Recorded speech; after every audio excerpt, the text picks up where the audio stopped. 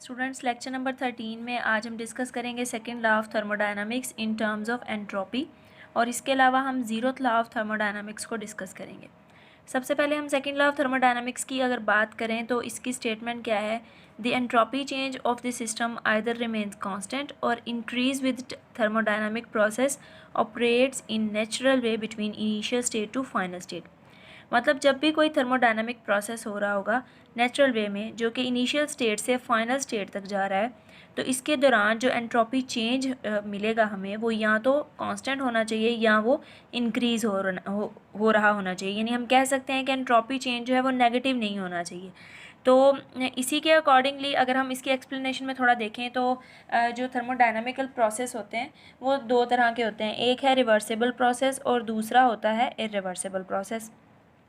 अगर हम क्लॉजिस थ्योरम की बात करें तो उसके अकॉर्डिंग जब भी हम रिवर्सिबल प्रोसेस की बात करते हैं तो उसके दौरान एंट्रोपी चेंज ज़ीरो होता है। यानी हम कह सकते हैं कि रिवर्सिबल प्रोसेस के लिए एंट्रोपी चेंज क्या है, कांस्टेंट है।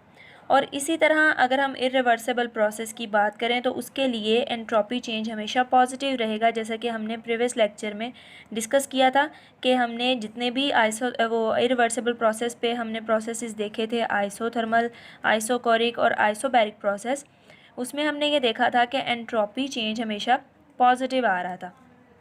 यानी कि हम कह सकते हैं कि क्लॉजिस थ्योरम के अकॉर्डिंग रिवर्सिबल प्रोसेस के लिए एंट्रोपी कांस्टेंट होनी चाहिए और जो इरिवर्सिबल प्रोसेस है उसके लिए एंट्रोपी चेंज हमेशा पॉजिटिव होना चाहिए।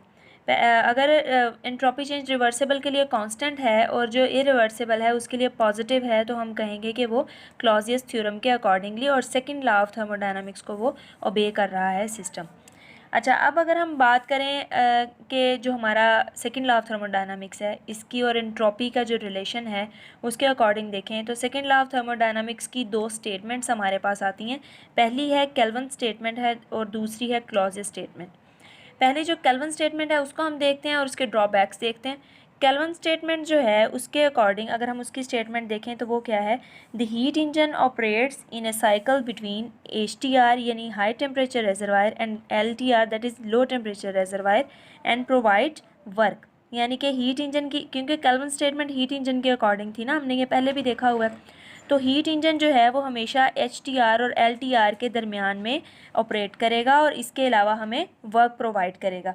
इसके लिए हमें पता है कि जो एंट्रोपी चेंज है, अगर हम एक साइकिल की बात करें, एक साइकिल के दौरान एंट्रोपी चेंज ज़ीरो होता है और ये भी हमें केल्विन स्टेटमेंट से पता चलता है कि परफेक्ट हीट इंजन जो है वो पॉसिबल नहीं है। अगर हम परफेक्ट इंजन पॉसिबल हम कह रहे हैं कि नहीं है तो इसका मतलब है कि कोई भी सिस्टम 100% एफिशिएंट नहीं है। इसको हमने फर्स्ट लॉ ऑफ थर्मोडायनामिक्स में काफ़ी डिटेल में डिस्कस किया था।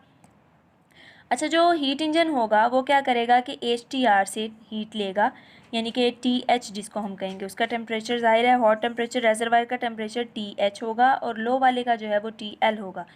तो हाई टेम्परेचर रेजरवायर से ये जो परफेक्ट हीट इंजन होगा वो क्या करेगा, हाई टेम्परेचर रेजरवायर से लेगा हीट और उसको कन्वर्ट कर देगा वर्क डन में, और लो टेम्परेचर रेजरवायर पे हमें कुछ भी नहीं मिलेगा, तो उसको हम कहेंगे कि वो एक परफेक्ट हीट इंजन है।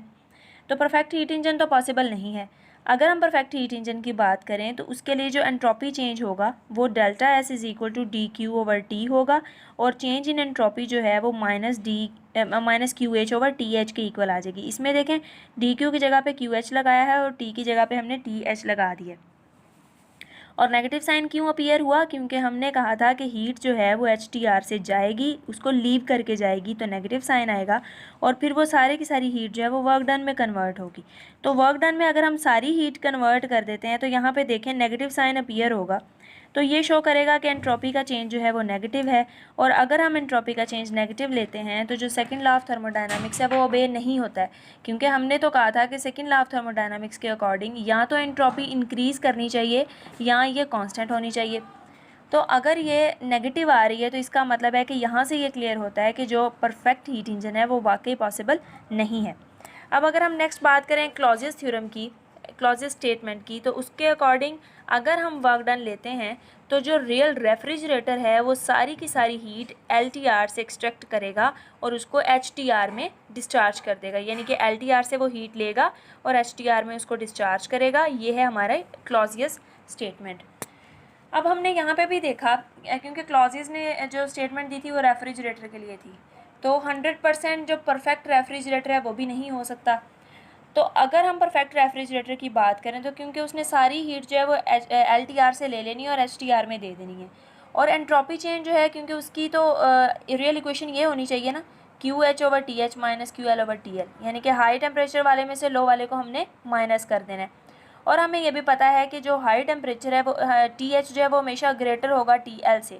तो यहाँ पे देखें कि आप जैसे ही TL के साथ ये इन्वर्स रिलेशन में है तो T के साथ, तो इसका मतलब है कि TH अगर ग्रेटर है TL से तो ओवरऑल जो वैल्यू हमें मिलेगी वो होगी नेगेटिव।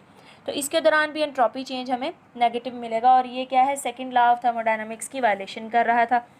अब नेक्स्ट जो हम स्टेटमेंट देखेंगे वो है हमारी कॉर्नट थ्योरम है। कॉर्नट थ्योरम के अकॉर्डिंग अगर हम एक हीट इंजन लेते हैं जो कि दो स्पेसिफिक टेम्परेचर के दरमियान जो है वो ऑपरेट कर रहा है, यानी कि अगर हम एक लें high temperature reservoir, hot temperature reservoir, एक हम लो टेम्परेचर रेजरवायर ले रहे हैं, कोल्ड रेजरवायर, तो इनके दरमियान जब हम ऑपरेट करवाते हैं किसी हीट इंजन को तो वो हमेशा जो है उसकी एफिशिएंसी कभी भी कॉर्नट इंजन से ज़्यादा नहीं हो सकती है, यानी कि हमेशा कॉर्नट इंजन की एफिशिएंसी, वो कॉर्नट इंजन जो दो टेम्परेचर्स के दरमियान ऑपरेट कर रहा है, और इसी तरह एक हीट इंजन जो दो टेम्परेचर के दरमियान ऑपरेट कर रहा है, तो हमेशा जो होगा ना कॉर्नट इंजन, उसी की एफिशिएंसी ज़्यादा होगी as compare to heat engine. ये है हमारा कॉर्नट थ्योरम। अब हम देख लेते हैं zeroth law of thermodynamics. Zeroth law of thermodynamics क्या है कि जैसे आप मैथ्स में इक्वेशन पढ़ते हैं ना, A=B and B=C, then we can say that A=C, तो सेम वैसे ही ये वाली है कि देखें अगर हम ये कहें कि दो बॉडीज़ हैं A और B, और दोनों जो हैं वो सेपरेटली किसी तीसरी बॉडी के साथ थर्मल इक्विलिब्रियम में हैं, तो हम कह सकते हैं कि A और B आपस में भी थर्मल इक्विलिब्रियम में होंगे। इसका क्या मतलब है, जैसे लेट करें कि A जो है वो एक बॉडी है A और दूसरी है C और तीसरी है B। हमने कहा कि A बॉडी जो है वो C के साथ थर्मल कांटेक्ट में है और इनके दरमियान इक्विलिब्रियम है, और B वाली जो है वो भी C के साथ इक्विलिब्रियम में है। तो हम कह सकते हैं कि अगर A भी C के साथ इक्विलिब्रियम में है, B भी C के साथ इक्विलिब्रियम में है, तो A और B जो हैं वो आपस में भी थर्मल इक्विलिब्रियम में ही होंगी। तो ये है हमारा जीरोथ लॉ ऑफ थर्मोडायनामिक्स। आज के हमारे इस लेक्चर में हमने सेकंड लॉ ऑफ थर्मोडायनामिक्स को डिस्कस किया, और इसके अलावा हमने जीरोथ लॉ को डिस्कस किया, और नेक्स्ट लेक्चर में हम इंशाल्लाह जो लो टेम्परेचर फिज़िक्स है उसको स्टार्ट करेंगे।